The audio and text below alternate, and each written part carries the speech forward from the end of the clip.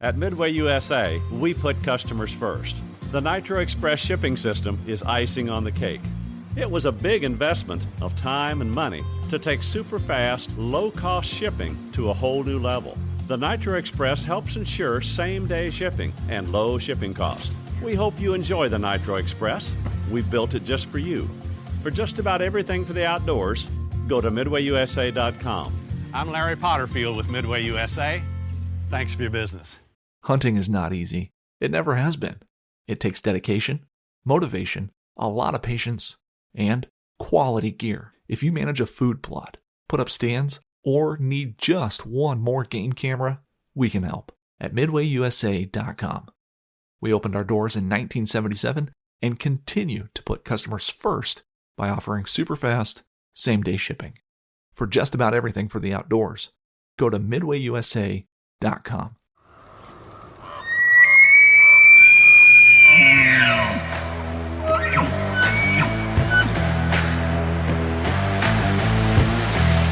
Sitting up there jacked with Pepsi. I'm there for the pack out. You just got to pack me in.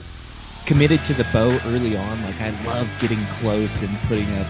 You cover a range of stuff on here too, right? Like, we call this the THP World Headquarters. You know, my grandpa Roy Weatherby. I came into like that golden little pocket where there was like 4 or 5 different bowls. Just You're Canadian? We're doing a Canadian podcast. My name's Douglas Bode. I'm Robbie Denning. Roy Campbell. All right. So we got a couple bear killers here. Yeah. Hey? Yeah. Yeah. Shit, man. I feel like I shouldn't even be part of this conversation. Well, we were kind of talking about that on the side, but I bet you guys are. Give him a few tips and see what he can do with them. Yeah, I don't know. There's not a lot of hope, I don't think, though. Yeah. Well, with his knees, he wouldn't even be able to pack it out now anyways. Oh, man. Yeah, that's what the kids are for now. Yeah. Get it in while you can, boys. Oh, yeah. Are you even going to have much time to get out? Pretty busy guy these days. I'm going out this weekend with Ashley from High BC. Oh, We're going to do a little bit of filming. Nice. You want to go get a drink of water? Yeah, go ahead. There's water right there in that Vortex bottle. So for the new listeners, we got Hunter Toy here. You gonna say hi, Hunter? We're having he's still figuring out the mic, so bear with us here. He's got dry throat, first time on the mic. So put that up there. All right. Not better? Only that, I'm pretty sure I heard some trash talk earlier today. I'm pretty sure I got a text message saying Hunter's coming after me at the 3D shoot. You going in the 3D shoot this year? Yeah. You gotta speak because the listeners they can only hear you, so you got to say yes or yeah. It's gonna be fun. Right on. I can't wait to see you out there. Yeah, it's gonna be good. You gonna show Dad how to shoot? Yeah. We've been practicing his bow every night in the garage. He's getting pretty good, eh? We made you some new arrows. Yeah, you like those ones? Yeah. You like the green tip, the green fletchings on them, the veins, the wings on the end of them? Yeah. That's awesome. He's ready to rock. We put a sight on his bow, so he's going to be all dialed in. Yeah. Sweet. He's going to be good to go. Yeah. 1 month, I guess. Yeah. It's pretty much to the day. Yeah, pretty much. I got to start shooting more. Have you been shooting lots? I've been going just to the bears? range a couple times. Yeah. Just bears. Let's figure I'll start practicing on targets now. I've been going the range 2-3 times a week. So. Have you? Yeah. Awesome. Well, that's pretty good. Yeah. I mean, it's not great, but I mean, it is what it is. Yeah, right? it's better than nothing. So yeah, it's probably better than the average person, to be honest with you. Yeah, I feel like, well, I mean, unless you're going to a lot of 3D shoots and stuff, I think, especially like with the weather, like here in Kelowna, what was it today? Like 35? It was hot. Yeah. I know a lot of people. I mean, you could get up earlier and you can shoot. The ranges are open a long time now. I mean, you could even get out if you made an effort to get out, you could get out. Like but I was there. There's lots going 8 on. o'clock last night. Yeah. So, yeah. It's tough when it's that hot out too, and you've worked all day or been outside doing stuff all day. Yeah, it's not easy to do it at the end of the day. No, but I mean, that's the best time to do it is when you're fatigued like that, when you're run down, because that represents a lot of what a hunt's like. Do you know what I mean? Absolutely. Like those hunts. I mean, you could be 3-4 days into a hunt. You're only getting 2-3 hours of sleep a night. You're doing long walks, long hikes a lot of the time, and then that's when you got to be at your best. So I like that. Same with, like I said before, like shooting in wind. Yeah, when I sent you some pictures there the other day. Yes, exact same thing. Fatigued at the end of a day of work. For me, that day in particular, it was blowing like 35, 40 kilometers an hour. It's like, yeah, let's see what happens with the arrow or with your bow. Like you could be overcompensating, fighting, you know what I mean, holding against the wind. And then when you shoot, you know, you might actually be pushing your arrow, but it's good to see so you know what to anticipate or know what it's going to be like. Yeah, I find a lot like you get a feel for it more than anything, because you do get, like, depending on your shot distance. I mean, if you're shooting 60, 70 yards, you're going to get a good drift on a good wind. You're going to get like, I've shot sometimes, you know, you aim and the wind's blowing your arrow whole target width. Yeah. Across. So last time you don't want to have that be the first time doing it when you're shooting at an animal. Yeah. Right? And ideally that's best to shoot. What I'll do a lot of times too is I'll practice playing the wind gusts and learning obviously every situation is different, and depending where you're hunting, the wind might never stop. But like I'll draw back and I'll sit there and I'll hold in the wind, and then as soon as I can feel it start to slow down, I'll release. You know what I mean? I'll practice with different scenarios like that, like just to get a feel for it. But like you said, Pete, one thing I've learned is that just holding your bow in the wind is like if you're sitting there holding it's blowing good again, you got a good side wind blowing against your bow, all of a sudden it stops, like you're compensating for that. That's not an ideal time to shoot either. No, makes big difference. Yeah, so who wants to start with the first bear story? Well, I think the person who got their bear first. Yeah, that's fair to me, because Pete or Dave and I, we went out an evening. Was Saturday? I think two Saturdays ago, we went out, and we didn't see a lot. Yeah, we saw that one bear way off. And that was right at the beginning of the night. Yeah. So then after that, we saw nothing. A whole bunch of deer. That's about it. Yeah, a whole bunch of whitetail in an area that I didn't think was primarily whitetail habitat, which is nice to see. Yeah. But it would have been nice to see a lot more bears. But man, was there ever a lot of mosquitoes? Oh yeah, that was nothing compared to when I shot my bear. Was it? Is that right? I've never had mosquitoes that bad before. Like, oh man, I had a bug net on when I was field dressing it, and at work 2 days later, a guy works like, "Is that acne on your forehead?" And it's just my whole forehead just covered in bug bites. Yeah, incredible! Wow. Yeah, so we went out the Saturday, and I think it was the Tuesday after that, I decided after work just go for a little bit of a drive. A couple weeks before that, I went down an old logging road and had jumped a bear off the road.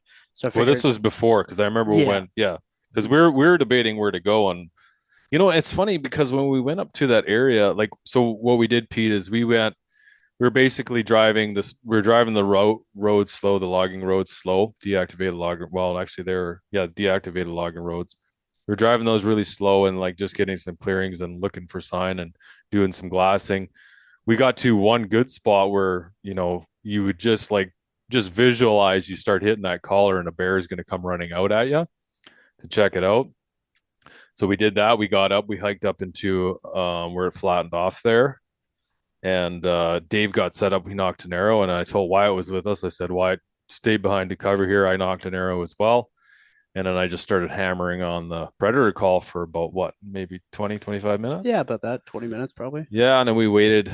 We hung out for a little bit after, and then obviously we didn't get anything, and then we carried on, and we went. That seemed like a perfect little spot where once you got up, that little green spot just kind of tucked away. I was surprised that there's nothing in that area.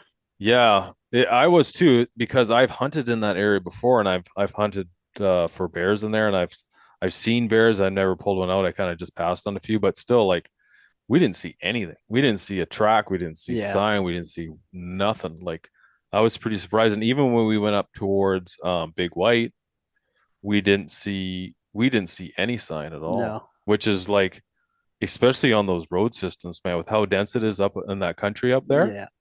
you should see scat along the road because they're going to utilize the roads a lot. Oh yeah, because once you got off the road, it was just a jungle. You can't even see 20 feet through it. Yeah, exactly. And they're going to do the same thing that we're doing, right? Like they're going to use the easiest place to access, and that's why most people are successful along the road system. But then when I talked to a friend of mine who's been hunting up there, he's seen a lot of grizzly bear activity. So that could be the reason they're pushing them out of that area. Yeah, I have no idea. That makes sense to me, but yeah, for sure. So anyway, why don't you just start off? So you left there, just kind of walk us through. Yeah, so give us the play-by-play. I think it was 2 weeks before that, I went up into this area. And well, actually, even before that, 3 weeks before that, I went up. There's still a lot of snow then, and I just drove an old spur, and I glassed a bear across the valley, and just kind of looked in that area. So I figured there's bears in this area. I spent the next day kind of hiked through, didn't really see much sign. So then a week after that, I went back, and as I was driving that road, I bumped a bear off the road, and it looked like a good sized shooter bear. So I knew I was in the right area.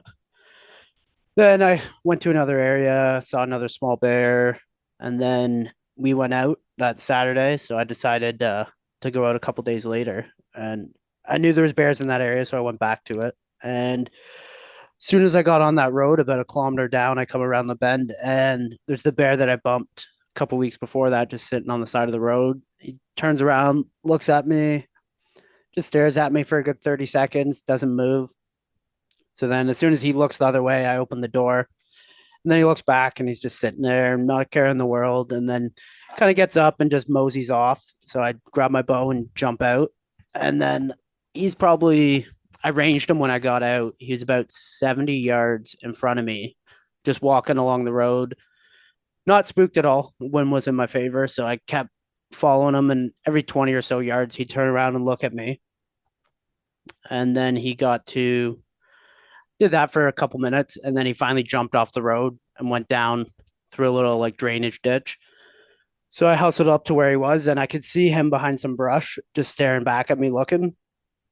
But I couldn't get a shot because there's tree branches in the way. And I ranged it. He was 38 yards from there. So then he kind of noticed me, he turned around, went 20 yards, and then he stood up on his hind legs and was kind of trying to smell and see me. But at that point, I'd kind of went down the road a little bit to try to get a clear sight line to him. And then once he saw me, he did a couple jumps, went down a hill. So then I went over to where he was, and I could see him down on an old like ATV trail that kind of ran parallel the logging road. Previously, I had walked down that, so I knew exactly what was down there. And he started to go from right to left down that trail. And I could see a little crest of a hill to my left, maybe 40 yards away. So I hustled over there, went down the hill a little bit, and that left me about a 4-foot lane. What's that, buddy? You want to go get a drink of water? Yeah, okay. Yeah. You can go get a drink of water. All right, here, we'll hang this up. All right. Yeah, so he was walking down the ATV trail, just not spooked at all, just kind of moseying on. And I ranged the far side of the trail, and it was 33 yards. And so by the time I had ranged it, put my rangefinder away, he was right there. So I yelled, he stopped. I anchored back, and as soon as he stopped, he looked up at me, just put my pin on the vitals and sent a nice perfect arrow at him, went straight past through, and then he took off running. So then at that point, I still had the truck door open, keys in it, wallet sitting there, phone sitting there. So I'm like, all right, I'll go back to the truck. You're in stock mode. Yeah. Fuck it. Yeah. Yeah. As soon as I saw him and I knew he wasn't running away, I'm like, I'm getting out the truck and getting after him. It was nice because that was the bear that I'd seen a couple weeks before. Like I knew he was a shooter, even though I'd seen him just for a quick second. You knew it was the same bear. Yeah. That was a beautiful bear. Oh yeah, he's a nice bear. How far was the shot? 30 yards. 30 yards. Yeah, 30 yards downhill. Good. Oh, so, nice. Yeah, it's I was extremely happy with it. Like I feel like I executed everything perfectly. not every time it's going to work out that well. So I was pretty happy about it. Well, and a big thing is it really helps. Like this is a good point of knowing the area you're hunting. Cause like you said, you went down to an ATV road. You knew the ATV I had road. previously walked that. Exactly. So you'd already know that. And that's a huge thing. When you know the landscape, when you know all the ins and outs, it makes it makes a huge difference. As soon as I saw him start walking down that, I knew exactly what he was doing. Yeah. So you all set, buddy? Yeah. Good. Right on. What do you think, Hunter? What did you think of Dave's bear? Good. It was nice, eh? You like the color? Yeah. Yeah, it was a beautiful cinnamon, but not even a cinnamon, like a light brown color. Yeah, but he like had like chocolatey cinnamon. Yeah, but he had the really nice, like, light colored nose. Yeah. I noticed like on further down his legs, it started to darken up. Oh yeah. But on his back was like that nice cinnamony color. Yeah. And even on the front of him, he had a nice little white patch that was almost like an odd-burny white. It was really cool looking. Yeah, for sure. It's funny sitting here, like obviously I can edit all the muffs and stuff so that we got the little guy making here. But I was telling Dave Pete before we hit record, before he just signed in, I was on the Hunt Backcountry podcast. So Mark and we started off talking, and I can hear this right, and like 5 minutes before we start, like 5 minutes before I logged in to get the podcast going with those guys, I told her, I'm like, hey, I'm hopping on these guys' podcasts. Can you not vacuum? Right? She's vacuuming up the stairs, which isn't far from our office, which is where I do the podcasting, which is where we're sitting now. And she's like, okay, no problem. Sure. So she literally, I put the headphones back on. We're sitting there. I'm talking to Mark, and I can hear her right above me vacuuming in the room. I'm like, dude, you're gonna have to hold on because this is gonna make your editing just a living nightmare. Yeah. So I'm like, hey, like, we can still hear you. You know that, right? She's like, oh, really? Can you? I was like, oh, I'd like to get like. I was thinking after, it would have been cool. Like I should have called her in and been like, hey, we're doing a live podcast here, like, and then include it all into the show. But that would have been hilarious. Well, it would have been up to them because it's their show. You want a vacuum house or not? Right? Oh yeah. Kevin Toy gets roasted live. No editing is happening whatsoever. Yeah. Well, and it's funny too. Like Dave and I are talking, like, we're kind of getting off the subject of bears here, but at the beginning, like, man, like with the editing and everything, I was so anal and like just like it took so long to do the editing and all this stuff. And now it's like what gets recorded gets played out. Like obviously I'll do, like, I try to get the clicking out and stuff like that. And if there's any long delays, or if there's any, sometimes the Wi-Fi will cut out. If people have bad internet, you get some scratchy moments, and I try to get all that out. But for the most part, what goes in comes out on the air now. So it's real. Yeah, exactly. Yeah. But anyway, back to your bear here. So you ran back to your truck. Yeah. So then when I got back, I gave my brother a call, talked to him for a little bit, told him all what happened and everything.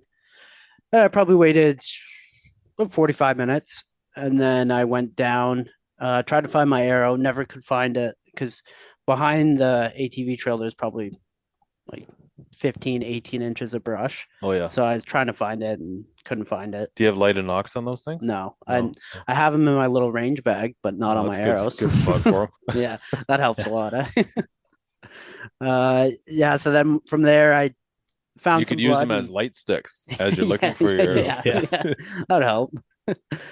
Yeah, so then I started tracking him, and he stayed right on that ATV trail basically the whole way.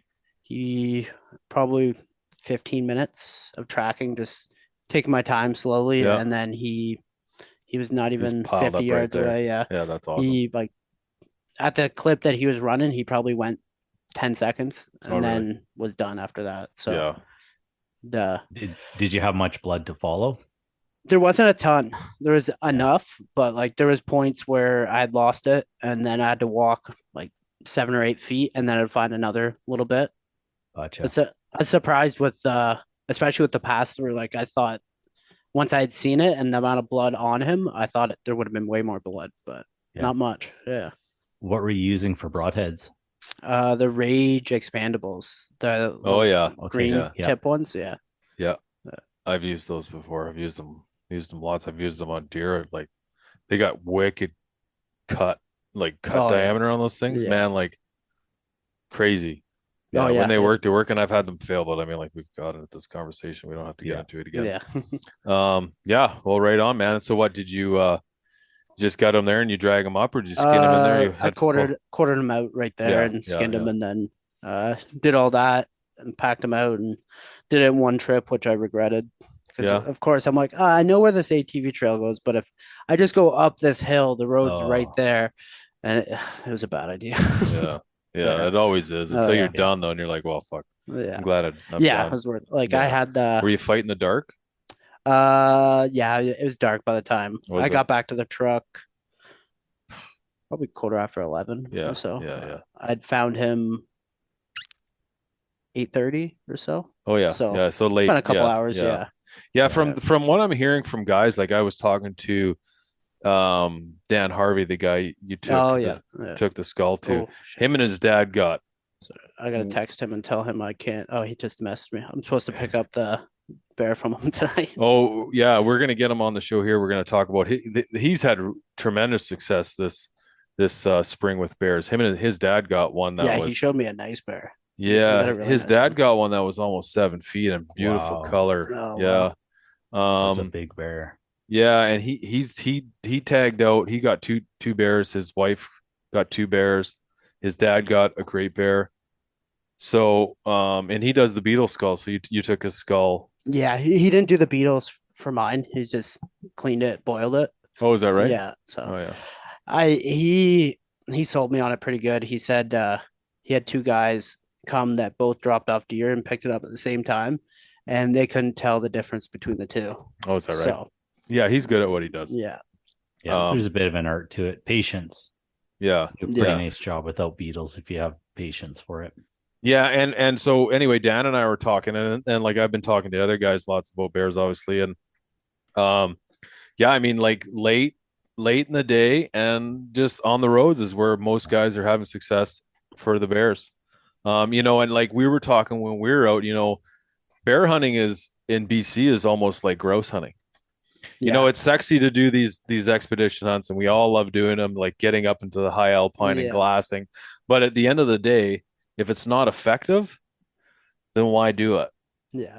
You know what I mean? Like, and that's one thing I've learned in the last couple of years is like, man, you gotta really just cater to what works. Like if you find something that works, hone in on it and just keep doing it over and over again. That's especially if you got time, if you're time sensitive too, because of work, family, whatever. Yeah. Like if you've only got that one day or whatever, well, you better take your highest percentages you can get. Yeah, exactly. Like that's exactly why I went back to that area. I left home at 6 o'clock at night, so I knew I didn't have that much time. So I'm going to where I've seen bears. I know there's bears. I'm not going to go somewhere new. Yeah. You're not going to leave an area where there's bears to go find bears. Yeah, for sure. Yeah. No, and it's like I said, it's effective, and I've started doing that obviously with like mule deer. Like even those bottom bucks, and like I said, it's not as sexy as like I've shot big mule deer and I've shot bears too up in the higher stuff, and like the typical spot and stock, sat there and glass till your eyeballs fall out of your head until you see a bear and then make a stalk on them. But I mean, the thing is, I find when you're doing that is you're kind of putting all your eggs in one basket, and like you might turn up a bear or two throughout the day or evening. Typically it's going to be early in the morning or late in the day, and the rest of the day you're just sitting there doing it nothing anyway. That's one lesson I learned with elk is hunting in Alberta with my brothers. There's these spots where we want the elk to be, so we go there only to realize that there's no elk there. Well, and that's the thing is like you build up and I mean, like social media, TV has a lot to do with it too, right? Like you watch these things and you build up you have this picture and this vision of how you want your hunt to go. Yeah.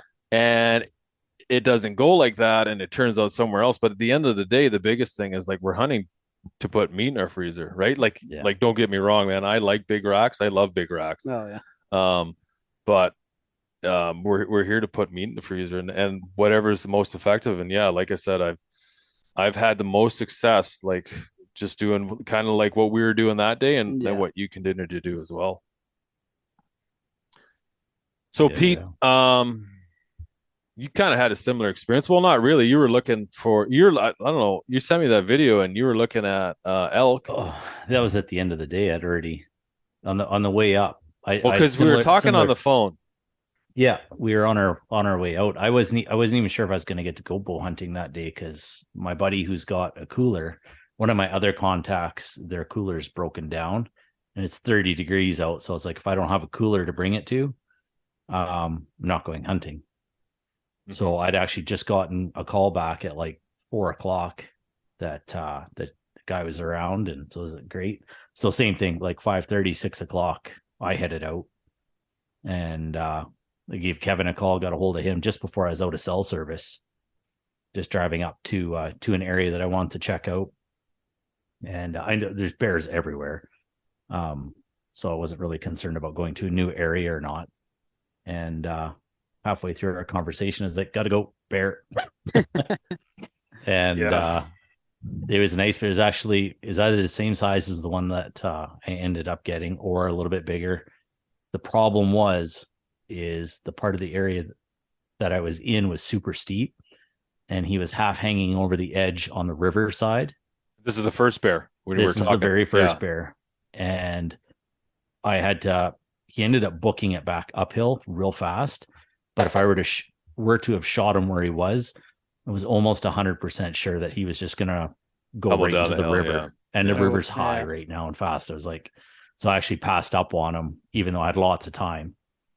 And so yeah, I sent Kev a text just saying, no go or whatever. And I did a tour up the road and everything, and was just looking for sign, just peels, even though it's a little late in the year for all the peels and stuff. Just when I'm actually bear hunting now, I'm actually looking for that sign for next year, right? Or for fall time, because maybe they'll be back in that area. If it's like what Doug Bowes was saying, like if they're peeling that area and it's a good area, there is a chance it could be close to their dens too. Mm-hmm. So there's always a chance that in fall time they could be back in that area, right? So when you're looking for that, are you just kind of driving the road or walking it, and just kind of looking at the side trees along the edges kind of thing? Because I've never looked for it myself. On this particular road, there's lots of areas that have like 10 to 15, a lot of 10-year-old trees. So it's kind of like that perfect 4-inch, 6-inch diameter tree that Doug's talked about. So when I get to those areas, I'm looking off to the side and stuff like that, just scanning. And I was just trying to put on miles, kind of like what Kevin was saying there. I wasn't, there's a couple places I wanted to check out for cut blocks, but I wanted to save them till a little later on at night. Mm-hmm. So I was just trying to look at slides, all that kind of stuff where I could. I couldn't get to a lot of the slides because the water's too high. There's just no access to them. Fall time you can, springtime right now you can't. Yeah. But looking for scat and peels and stuff like that. And there was a few places that I did notice some peels, and there's one place in particular that was probably within 1 kilometer of where mine ended up being harvested. I found an absolute buttload of trees that were just stripped. I got some pictures I'll post on Instagram in a few days or whatever. Yeah. And, I saw two kind of real close, and I started actually driving ahead and just started looking into the bush. And there was old ones everywhere. And I was like, oh, this is good to know. Yeah. Whether they're grizzly bear or not, or black bear, I don't know. But I was like, I went up, got a nice close up, and you can see the teeth marks right in the tree. And I was like, okay, this is what everything here is exactly what I've heard about. And, kind of put a pin in your phone or whatever, if you get cell service or Onyx or iHunter or whatever you got going on. So I just did a big long drive, saw tons and tons of deer, and then worked my way back. I think it was about 8:00. I turned around and started working my way back, and there's a slide in particular that I know holds a lot of bears, a lot of grizzly bears, but a lot of animals in general. So I was just kind of, looking up and down at spotted an elk. And same time, I was like, well, maybe I'll see a bear, maybe I won't. Might as well get a little video of this cow elk, beautiful cow elk up on the slide there. Set up my spotting scope, digiscope them, take a quick little video. I'm putting all my stuff away. Put my hand on my steering wheel to put it in gear, and just about to start it up. And I look straight ahead. There's this black bear, 120 yards or so. And I was like, well, that's what I'm looking for right there. Yeah. Well, that's easy. I can only see a black blob too. Like I can't tell. Yeah. So I pulled out the binos. I was like, no, right on. I watched him for a little while because I wanted to make sure there's no cubs, or making sure it's not, like scanning into the bush a whole bunch, almost like it's looking for something. And, I had nice wide set ears on it. So I was like, all right, well, it's mature anyway. I don't know how old, but it looks pretty decent. And after a couple minutes, I just decided, I was like, no, there's no way it's got cubs. It's just, it had no care in the world whatsoever. And my truck was still off. So I think that was a big thing as to why it probably came out. Everything had kind of settled down from when I first got there. Yeah. And it's funny, you talked about when the bear had its head down and we're not looking at you, open up your door, because that's what I did too. Yeah. Start chowing down. I open up the door, had the keys out, obviously, so it didn't ding, and it'd look up, and I just sit there and it'd look down again. And I didn't have my bow because my broadheads just aren't 100%. I'm not 100% confident with them yet, and I'm not gonna go chasing bears or any animal for that matter unless I know it's shooting the way it's supposed to. So I had my rifle this time, and I was like, whatever, it's just my first time out anyway, it's not a big deal. Grab my rifle, bear looks up, I just stay in my truck, bear looks down again, and I hop out, I hide behind the door, and we just play this little game until I'm away from the truck. And then I was like, man, this thing is like super chilled out. I could shoot him standing up. I was like, yeah, maybe if he grabs another bite, I'll lay down on the ground. There's a perfect mound to rest my rifle. And sure shit, I just laid down. I was like, all right, bud, as soon as you turn around here, you're going for a dirt nap. And turned its head and just went broadside and drilled it. It just collapsed. Yeah. Just it didn't even move. I ended up putting a second one in it.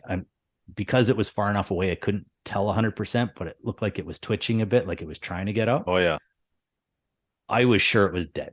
You know what I mean? Like just nerves. Well, and stuff. It's better to throw an extra one in it. Oh. Because man, I tell you, bears are tough, and there's nothing worse than tracking a bear. Like I'd rather, I don't like tracking any animal, but bears especially. Like we've talked about it before, just how difficult they are to track, and like, like some of our other guests have talked about, we've talked about, bears are probably the most lost critter out there in terms of like recovery after the shot. But I mean, so you're better off putting an extra one in them. You never know, right? No, yeah. And there was nothing but windfall. Do it. Yeah. Well, and that's the way I looked at it. I could see him. It was a high shot on him because that's all that was there. So I spined him, and he's done. Well, and not to mention, it makes like, if it's on the road already and your truck's there, how much easier is that than throwing him in your truck quickly and effectively? Dude, I was having in stitches. To drag him through the bush and all that stuff, right? So yeah. Oh yeah. That was a good bear. Yeah. The only issue I had is when I was dressing him out, about halfway through, I don't know what it was. I hunt alone 99% of the time anyway. But I got that sixth sense, and it was just like something's watching me. Like it just didn't feel right there. And I know there's tons of grizzly bears in this area, like tons.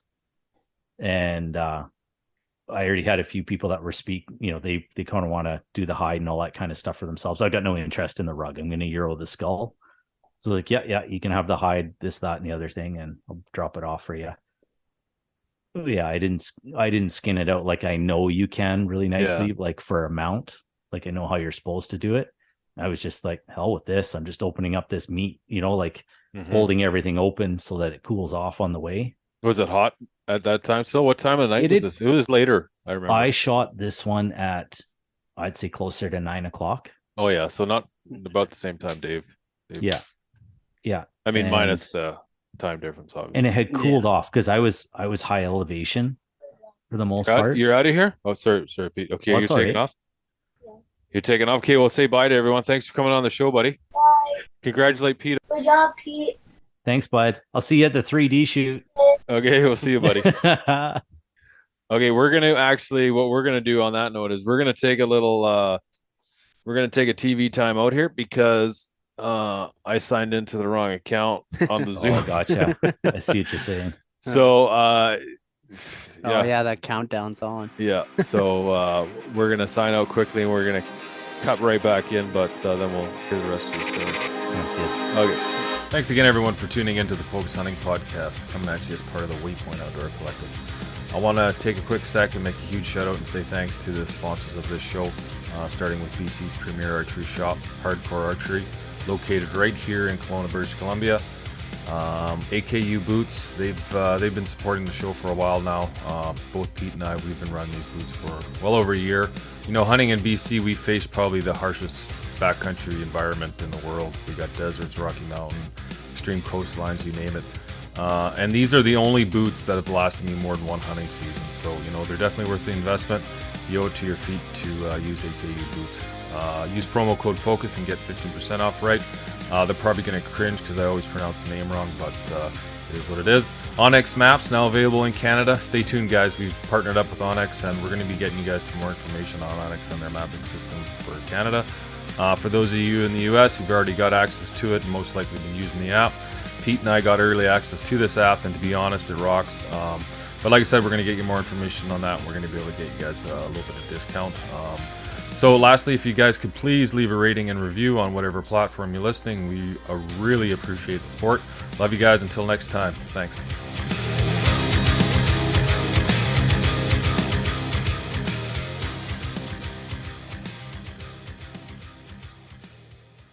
Friends of NRA is your chance to support our Second Amendment rights and preserve America's hunting traditions. Join Friends of NRA at one of our 600 exciting events nationwide. From games to auctions and exclusive firearms, Friends of NRA events are your chance to support a cause you care about while having a great time with patriots in your community. Whether you're a seasoned shooter, an avid hunter or outdoorsman, or passionate about freedom, there's a place for you within Friends of NRA. Visit friendsofnra.org to find an event near you. Stand up for freedom with the Friends of NRA. Gear up for the hunt and learn from the best with Deer and Deer Hunting Wednesdays at 10 p.m. Eastern on Waypoint TV. Tune in every week for expert hunting tips and unforgettable moments in the field.